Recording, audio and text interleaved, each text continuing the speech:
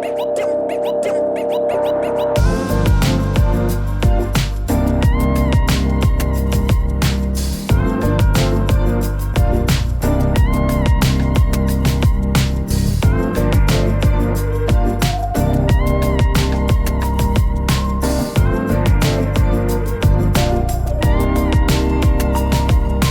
to episode 6 of B2B, the Business Club podcast. We're very lucky today to have with us Tim Andrews MBE. Hi Tim, thank you for your time today.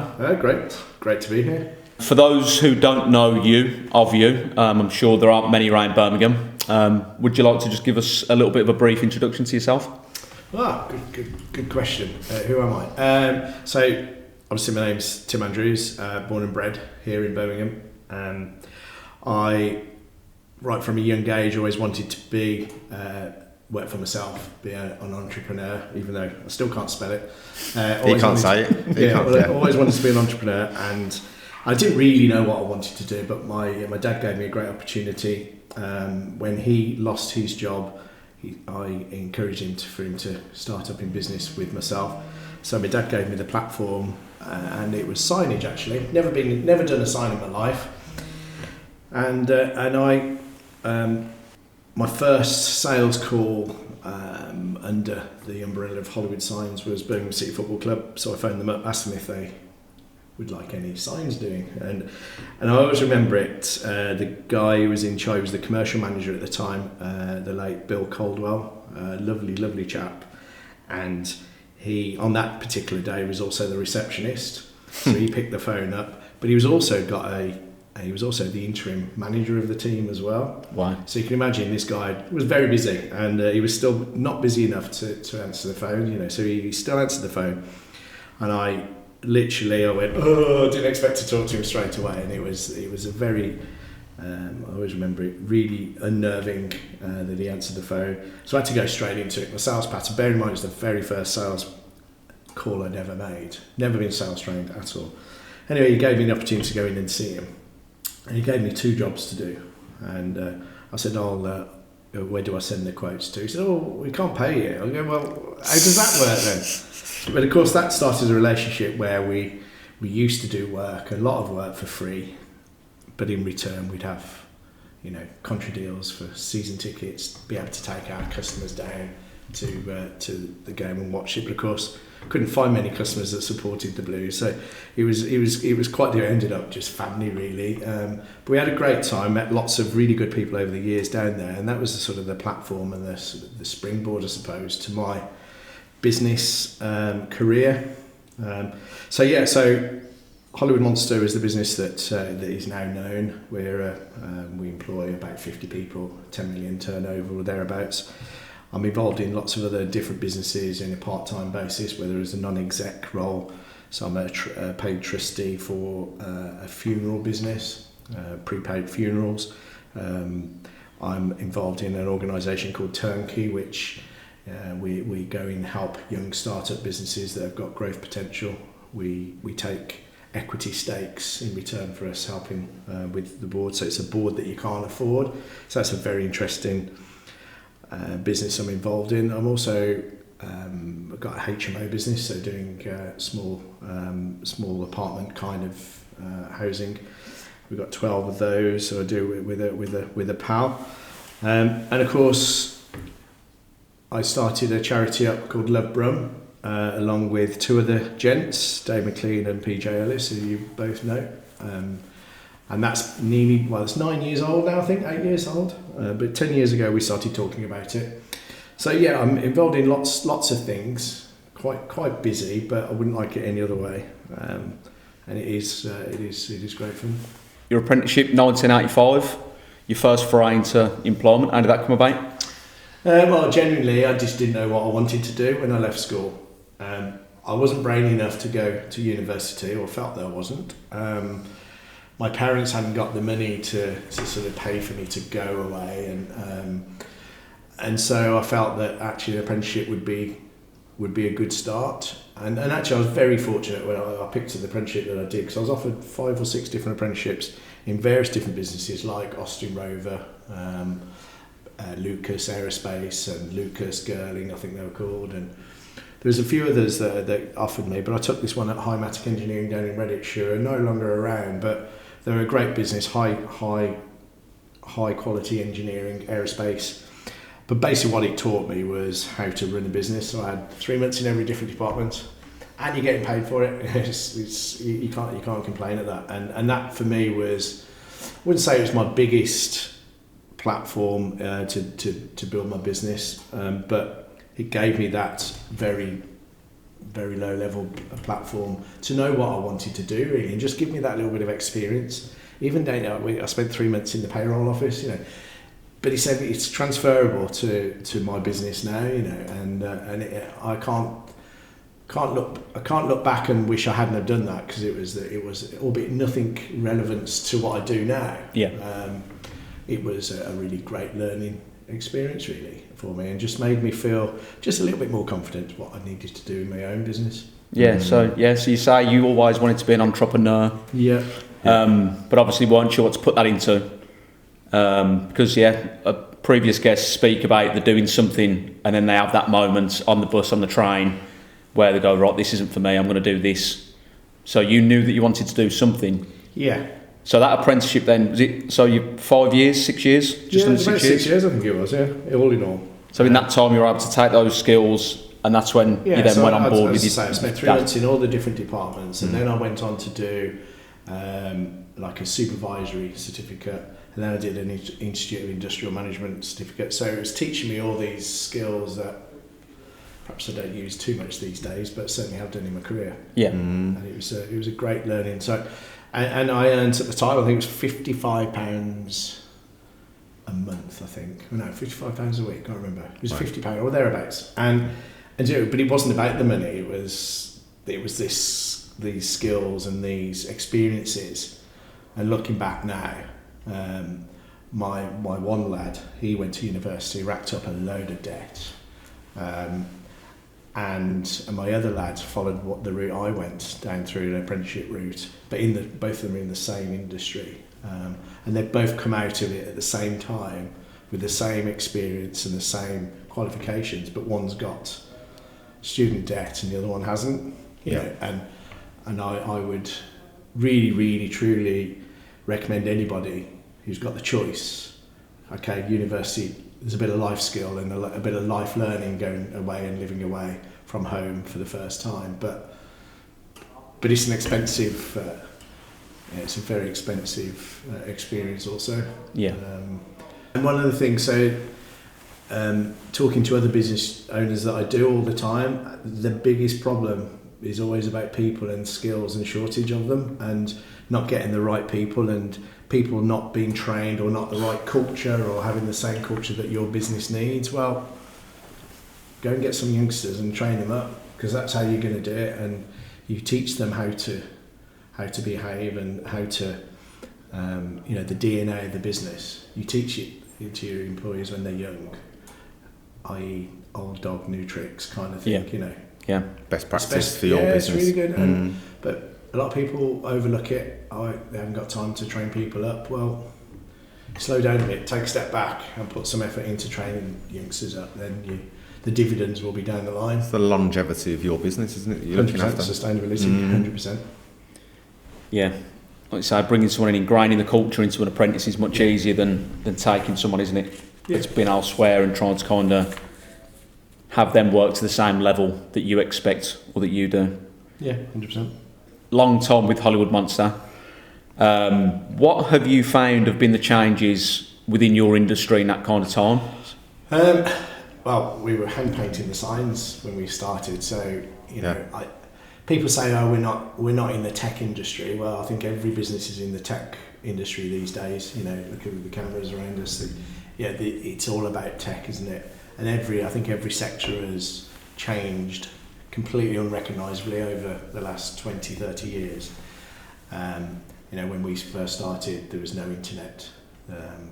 My dad had 2p pieces on his dashboard of his Maestro van to stop at the telephone box and phone back to home to see if there's any messages. There was no mobile phones. There was, all our equipment that we now literally, and it's not just as easy as pressing a button, but but fundamentally you press a button and the signs are produced. Yeah. Whereas 30 years ago it was drafting, it was hand painting, it was, it used to take me about 3 days to paint a sign.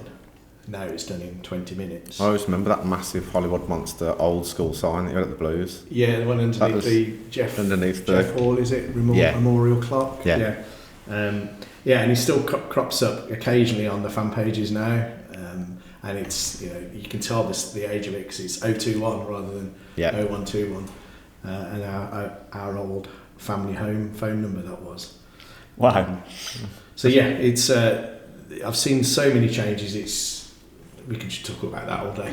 Literally, so many changes. But I actually think technology has been good to our industry because I don't think that's the same for all. Yeah. But I think for ours, it's certainly become a lot more creative, and it's pushed the boundaries quite a lot. It's made us a lot more efficient over the years. So, it's interesting to see what's coming next. When you have a tour around our factory, you can't help to be really impressed with the technology that's on the shop floor. Yeah. It really does look quite special when you're seeing all these big brands coming out of the printer. It is quite an impressive sight. Yeah. Because I suppose with that, even though obviously technology and the technophobes and you don't want automation too much in business, the robots take all the jobs, essentially that the equipment needs maintaining and it needs operating. Like I say, it's pressing a button, but it's the training that's gone into being able to press the button and the precision engineering required for that. They all need to be supported as well, so they don't just keep working. We had a breakdown last week actually. So there's always other costs, other skills that are coming out of this automation. And if anything, what technology has done is upskilled our industry. You used to be hand painters, but you now need to be, designers. You need to be able to write programs. You need to, so there's a lot higher, I would say, skill sets. Yeah. And have you found much challenge in that with staff? Because we had a similar thing with paper certification when we moved everyone over to iPads and online and paper free. And we had some older engineers at the time who couldn't use a mobile phone. And then so we had the pain of kind of getting them through to automate to use the software, then they retired. I think, like I say, I think any business, doesn't matter what sector you're from, people is always the issue. It's the common theme right across all business owners. Getting the right staff, finding them in the local pool talent, rather than having to travel for a long distance. It has always been a challenge, and I guess probably always will be, even more so now where people want to work from home. They want jobs where they can have that flexibility. Unfortunately, you can't take our printers home with them, so they have to work, at work. Yeah. And I think, it's always going to be a challenge, I think. Obviously, while you were busy with Hollywood Monster, you've taken an interest and an active participation in Birmingham City Ladies Football Club. Yeah, that was, I don't know what year it was now. So I got involved in, firstly, I was approached by the club because it's always been my dream I've got two dreams at Blues, one day to run it and the other one was to be a shirt sponsor. And the shirt sponsorship, I had a phone call and they said, here's your opportunity now to front of the shirt. And I go, oh, great. So on the ladies team, didn't know ladies play football, genuinely. And it was the first year of the WSL, so very first year of the Women's Super League. And I was asked if I would be interested in the shirt sponsorship. And in fairness, the disparity between the men and the women in terms of the value of the shirt sponsorship, massively different. And it was affordable to us. So we accepted and went down to the first game. I think it was Everton. And we beat them 4-0. I took my lad, who played football at a decent level, and he said, they're all right, and their dad played quite well. And literally from that first day, that first game, we got hooked. We really enjoyed it. And the reason why I enjoyed it is because we were very much on the inside of the way that the team is run. Got to meet all the players afterwards. They really did look after us, and actually how the men's game should be as well to its sponsors. Yeah. And they really looked after us, and we just felt part of the furniture right from the off. And as a result, there's a guy called Steve Shipway, who is Mr. Ladies Football, never gets the credit, in fairness, to what he deserves. He's been around the ladies game for a long time, and all the success that the women's teams get now, he's played a big part in that. And I used to sit next to him, being the main sponsor, and sure enough, over a period of time, I got more and more involved, albeit still only the main sponsor. Didn't have any office at the club, but was helping him run on a voluntary level, helping him run the team and going away to all the games on the team coach. Really felt, and I'm really on the inside of the running of the team, sitting in the team meetings, listening to the tactics, the strategy in each of the teams that they're playing, and really did get to I wasn't running the team, but I may as well have been, and it was so enjoyable. Really loved it. Just the fact that it felt quite, I suppose, what would be the word? I suppose I felt quite fortunate to be where I was sat, and then Steve actually said to me, do you want to take over? And I said I'd love to, and so I did.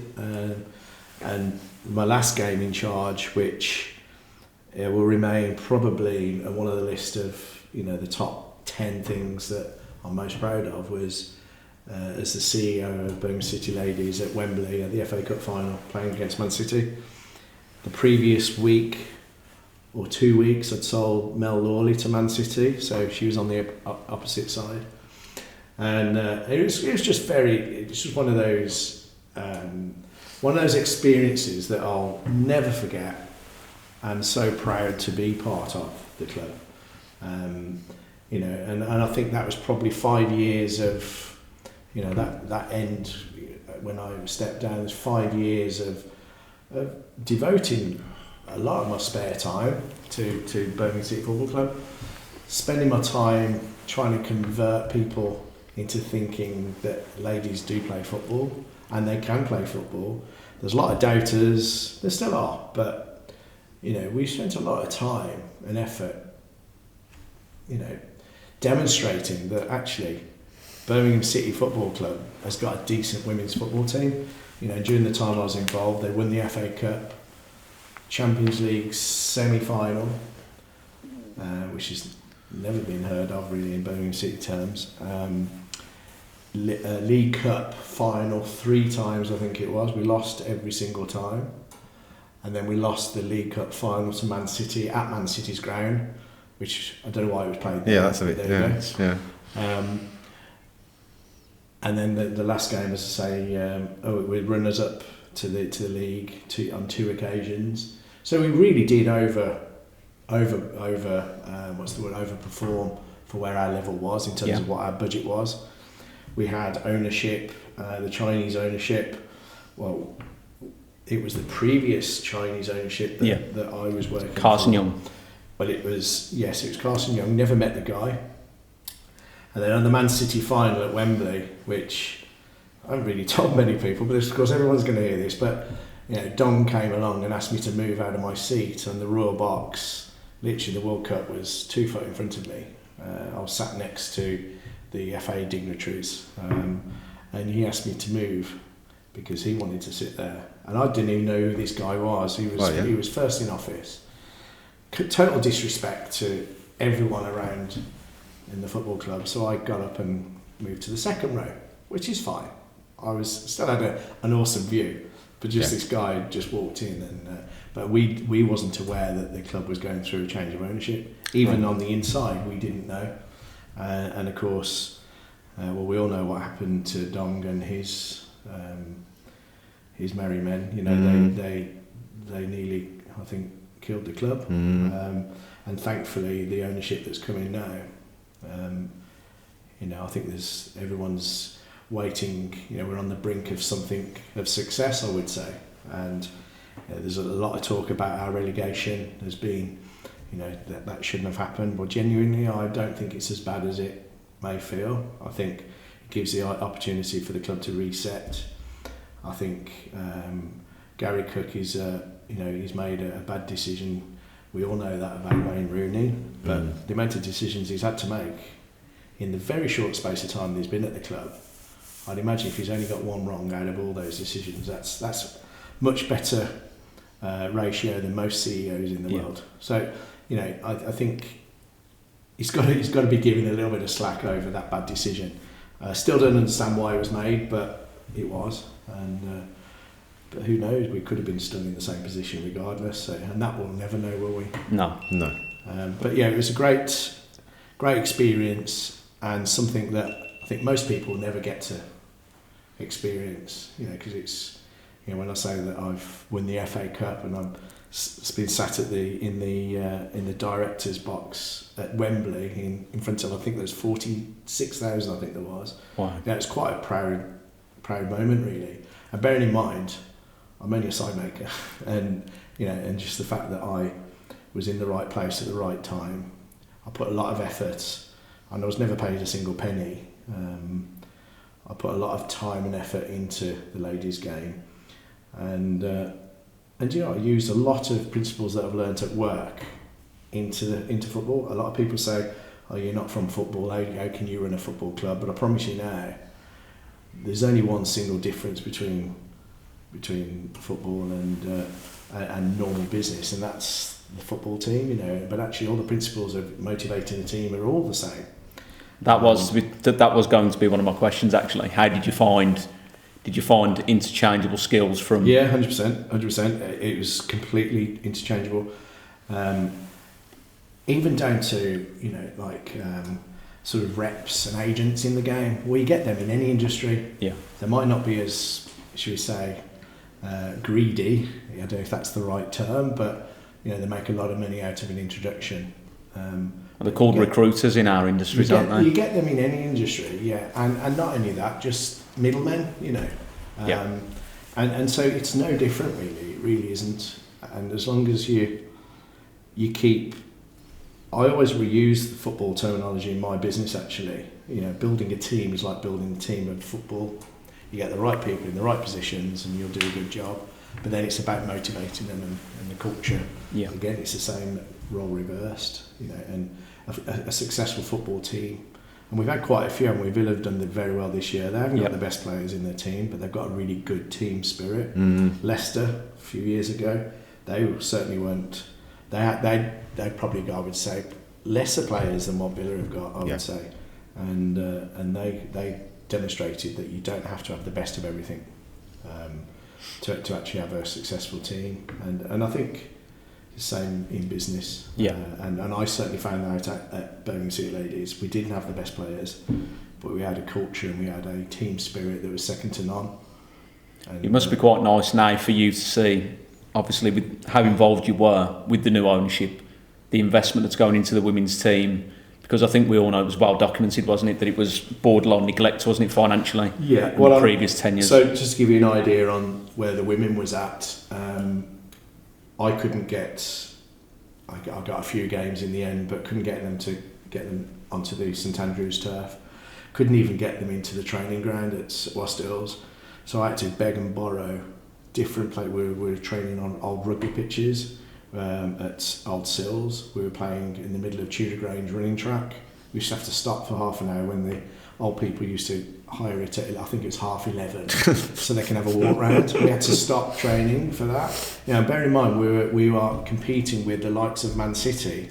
When Mel went up to, I got to see the facilities at Man City, and you know, they've got specified bleak test tracks, the canteen, all the meals are all macroed out for all the different players, depending on how much they trained, how far they'd ran in that week. They've all scientifically worked out. We just take the girls down to Nando's. You know, it was worlds apart. There was no comparison. And yet you were competing at the same level on the pitch. We'd overachieved, you know, on many occasions. But that was down to the grit and determination and the team spirit. Don't get me wrong, sport and professional sport is all about marginal gains and differences that you can bring to the team.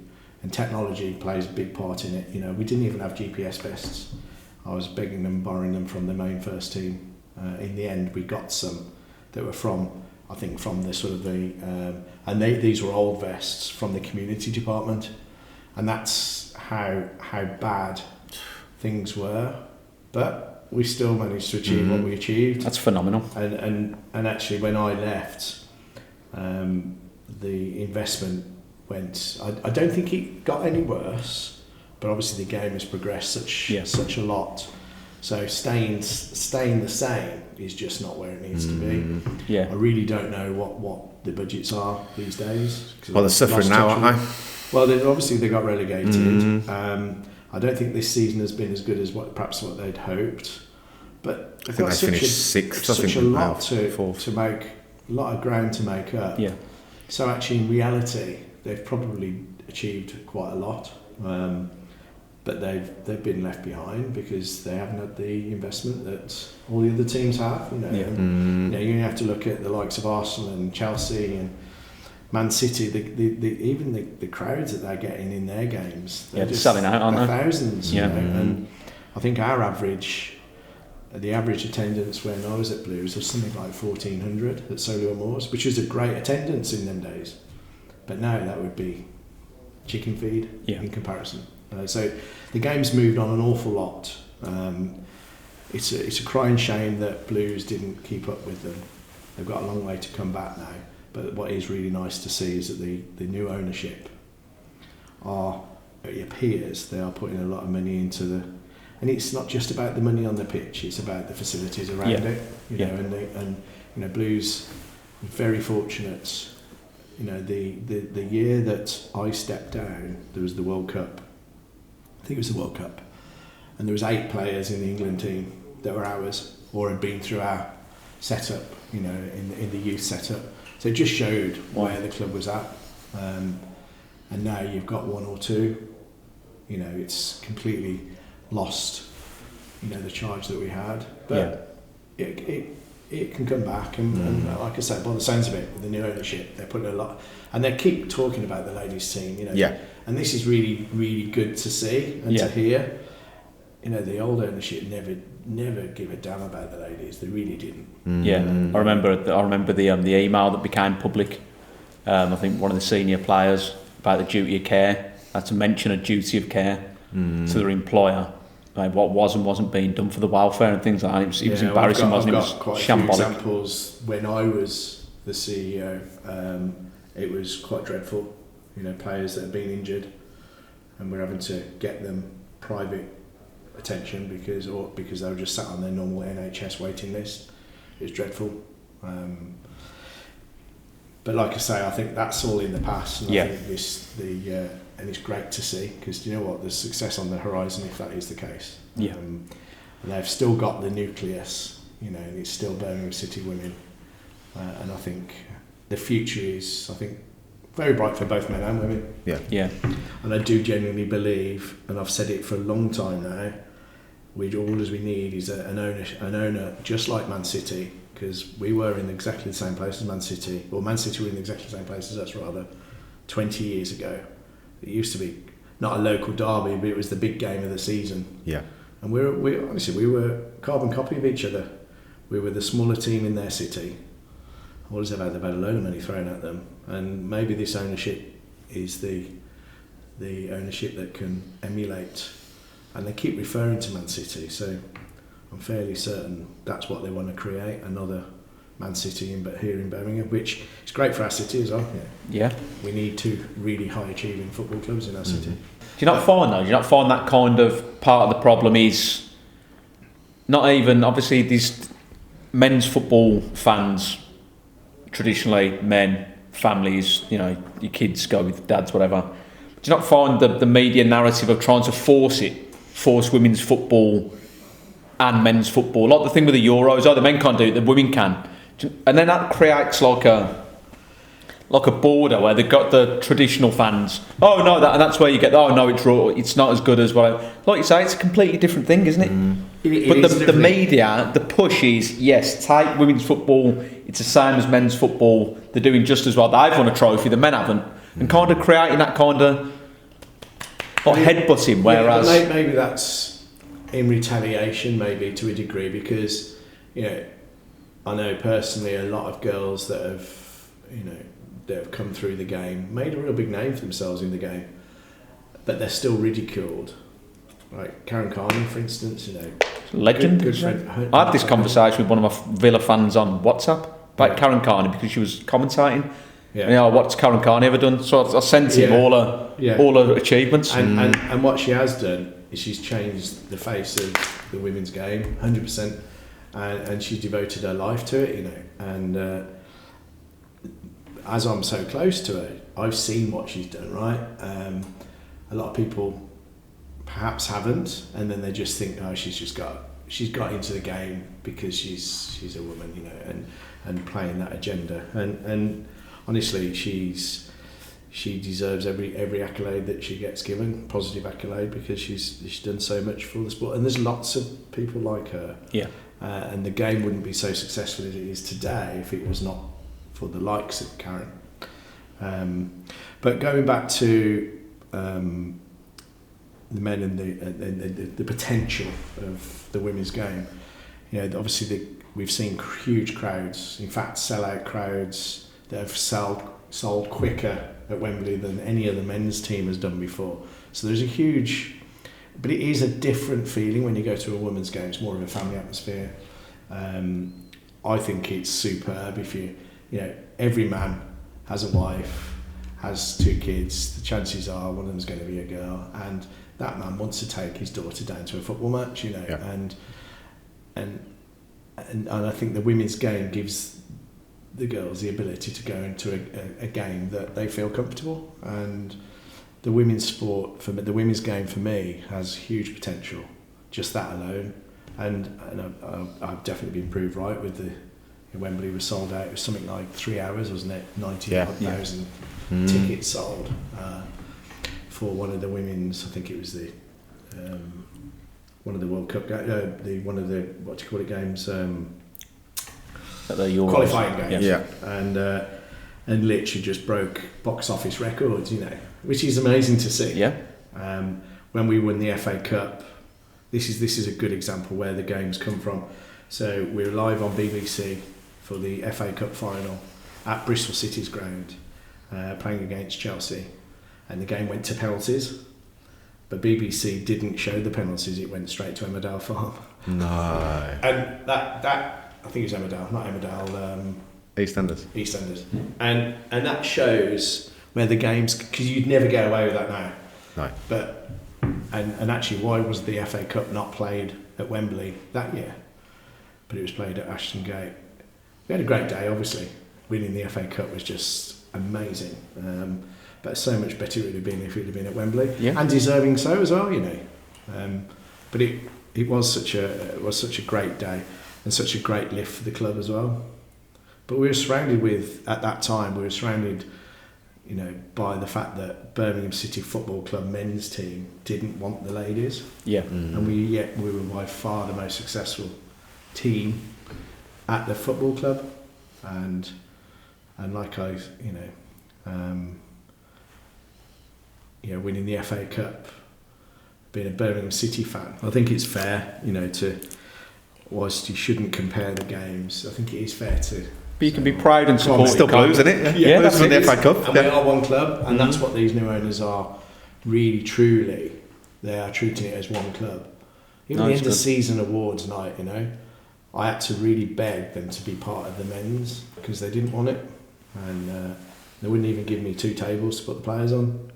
So while they did in the end, you know, but. So while the men's team were languishing, finishing 5th from bottom, 6th from bottom, the women were winning trophies, getting to finals, but 100%, and not getting any credit or any sort of exposure as a result of it.